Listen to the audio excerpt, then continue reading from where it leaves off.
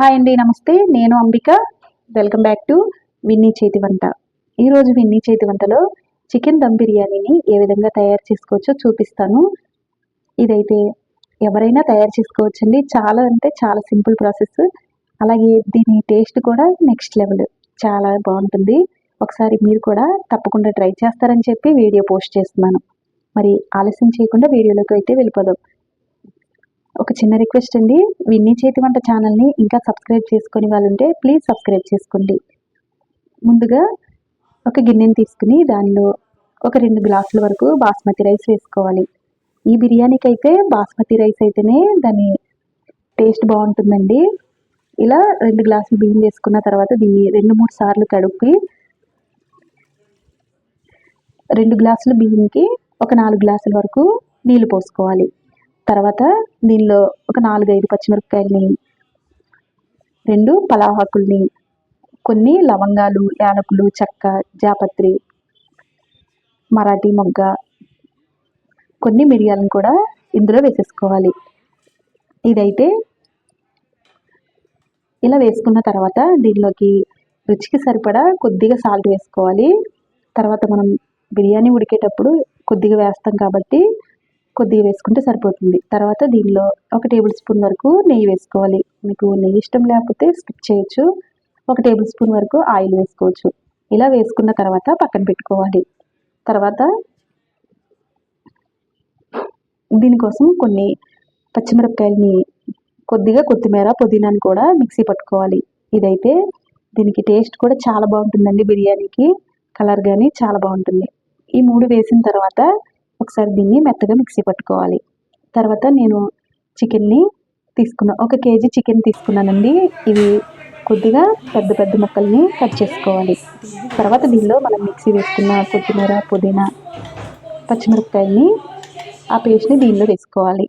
తర్వాత దీనిలో 1 table spoon వరకు అల్లం వెల్లుల్లి పేస్ట్ని, కొద్దిగా గరం మసాలా 1 టేబుల్ స్పూన్ అయితే సరిపోతుందండి వేసుకున్న తర్వాత కొద్దిగా సాల్ట్, ఒక 2 టేబుల్ స్పూన్ వరకు కారం వేసి, ఒక 1/2 టేబుల్ స్పూన్ వరకు పసుపు, ఒక అరబద్ద నిమ్మ చెక్కను కూడా దీనిలో వేసేసుకోవాలి. తర్వాత 1 కప్పు పెరుగును కూడా యాడ్ చేసుకోవాలి. ఇలా ఇవన్నీ వేసుకున్న తర్వాత ఈ చికెన్ మొత్తం పట్టేలాగా కలుపుకోవాలి. ఇది ఇలా కలుపుకోవడం వల్ల చికెన్ అనేది చాలా మెత్తబడుతుందండి. దీన్ని నైట్ పూట అయినా ఈ విధంగా కలిపేసుకుని ఫ్రిడ్జ్లో పెట్టుకుని స్టోర్ చేసుకుంటే సరిపోతుంది. ఇది ఇలా కలుపుకున్న తర్వాత 1 గంట పాటు పక్కన పెట్టుకోవాలి మూత పెట్టుకుని. తర్వాత స్టవ్ మీద మనం ఈ మసాలా వేసుకున్న బియ్యాన్ని దీనిలో మరిగించుకోవాలి. ఈ బియ్యం అనేవి ఒక 70% మెత్తగా అయ్యే వరకు ఉడికించుకోవాలండి అన్నాన్ని. ఇలా ఉడికిన తర్వాత మరో స్టవ్ మీద మనం కలిపి పెట్టుకున్న చికెన్ని గంట తర్వాత ఇలా స్టవ్ మీద పెట్టుకుని ఈ చికెన్ కూడా బాగా ఉడకనివ్వాలి. ఈ చికెన్లో ఉన్న నీరంతా ఇంకిపోయే వరకు దీన్ని మీడియం ఫ్లేమ్లో పెట్టుకుని ఉడికించుకోవాలి. తర్వాత ఉల్లిపాయల్ని బ్రౌన్ కలర్ వచ్చే వరకు వేయించుకోవడానికి ప్యాన్ పెట్టుకుని ఒక 2 టేబుల్ స్పూన్ల వరకు నెయ్యి వేసుకుని ఒక 2 పెద్ద ఉల్లిపాయల్ని ఈ విధంగా కట్ చేసుకున్న తర్వాత ఇవి బాగా ఫ్రై చేసుకోవాలండి. ఈ బ్రౌన్ ఆనియన్స్ వేయటం వల్ల బిర్యానీకి మరింత టేస్ట్ వస్తుంది. ఇవి వేగిన తర్వాత పక్కన పెట్టుకుని మనం బిర్యానీ తయారు చేసుకునే కడాయిని కూడా స్టవ్ మీద పెట్టుకుని దీనిలో ఆయిల్ కానీ నెయ్యి కానీ ఒక 2 టేబుల్ స్పూన్ల వరకు వేసుకోవాలి.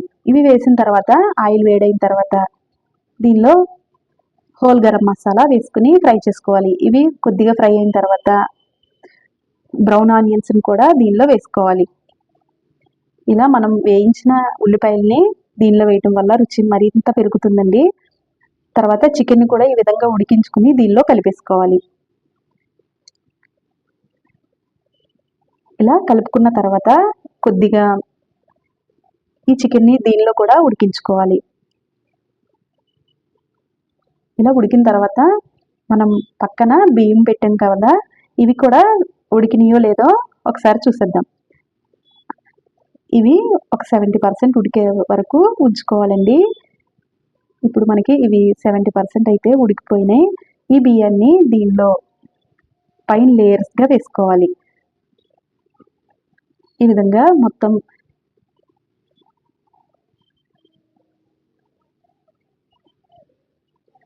ఇలా వేసుకున్న తర్వాత పైన కొన్ని పుదీనాకుల్ని మనం వేయించి పెట్టుకున్న బ్రౌన్ ఆనియన్స్ని కూడా పైన ఈ విధంగా చల్లేసుకోవాలి. తర్వాత నేను ఇక్కడ ఎల్లో ఫుడ్ కలర్ కొద్దిగా వాటర్ పోసి కలుపుకొని వేస్తున్నానండి. మీకు ఇష్టం లేకపోతే వేసుకోవద్దు. నేను కలర్ కోసం దీన్ని వేశాను. ఇది ఒక 20 నిమిషాల పాటు మీడియం ఫ్లేమ్లో ఉంచి ఉడికిస్తే బిర్యానీ అనేది ఉడికిపోయినట్లే. అడుగు పట్టకుండా ఒక 20 నిమిషాల పాటు కరెక్ట్గా టైం అయితే సరిపోయిందండి నాకు. చాలా అంటే చాలా పర్ఫెక్ట్గా వచ్చింది. చూసారు కదా, చాలా పొడి పొడిలాడుతూ చాలా బాగా వచ్చింది. ఒకసారి మీరు కూడా ఇదే విధంగా ట్రై చేసి మీకు ఎలా వచ్చిందో కింద కామెంట్ సెక్షన్లో కామెంట్ చేయండి. ఇలా సర్వ్ చేసుకోవడమే. దీనిలోకి చికెన్ కూర కూడా అవసరం లేదండి, మనం వేసిన చికెన్తోనే లాగిచ్చేస్తారు. చాలా అంటే చాలా బాగుంది. మరి ఒకసారి మీరు కూడా తప్పకుండా ట్రై చేయండి.